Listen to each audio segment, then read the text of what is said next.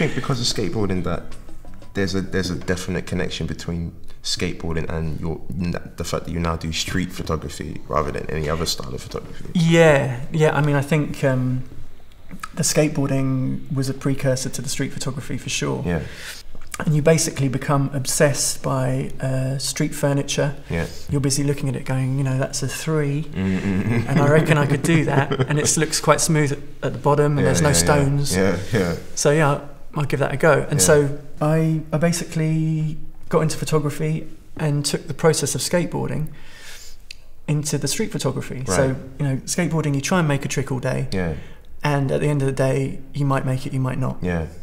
Street photography, you spend the whole day trying to get a picture, a trick that you make, and then, you know, some days you do it and some days you don't. The only difference with the street photography is that if you do make the trick, you can show people. Yeah. Whereas with the skateboarding, you did it. It's in the moment. And you're hoping that your mates saw you do it as well. Yeah. Did you see that? Yeah, did you see that?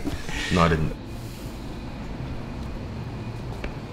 Do you know how to read music? Do you write your music as in a classical way?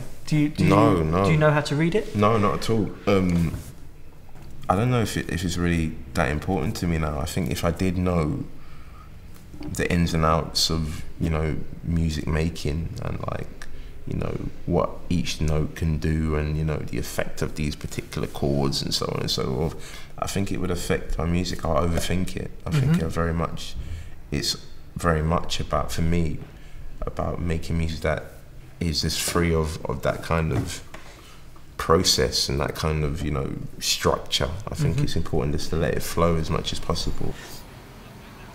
I mean, the process that I use now, I still shoot film, and which is, realistically, it's a sort of old-fashioned process.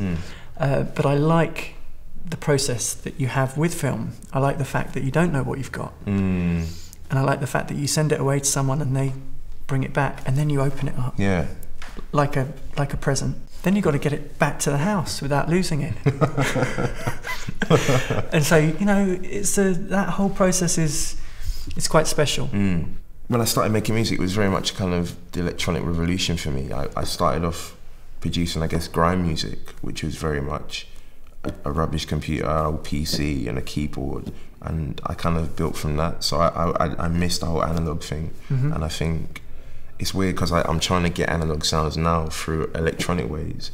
Oh, right. Because I like the sound of analog, but I think I'm a bit too lazy to actually go get the reel-to-reel tape and, you know, really go through that process. So it's kind of, I'm trying to cheat in a sense and do it through digital ways. It's too late to learn the trumpet or something like that. Yeah. Just to throw it in. Press a key, you know. No, but yeah, stuff like that, you have to try and get the real deal.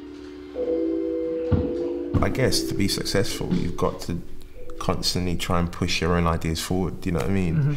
It's about your vision. It's about your direction and your stamp that you want to put on the world, or, you know, or on your craft or your art.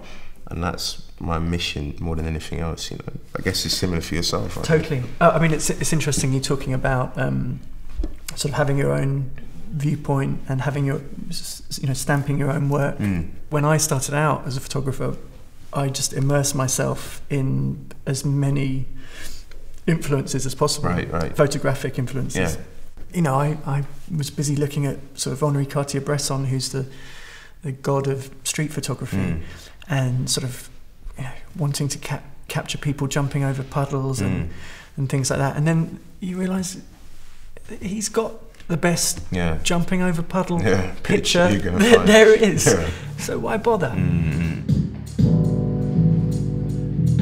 I mean, there must be tracks that you've got at home right now, and you're not sure whether to drop them on people or not. No, I agree, and I think it's it's a case that it is in the editing, so to speak, as well, in the sense of getting the final product to a point where I'm happy to listen to it myself without turning it off, and then sending it out to people or letting people around me listen to it. I think it's important.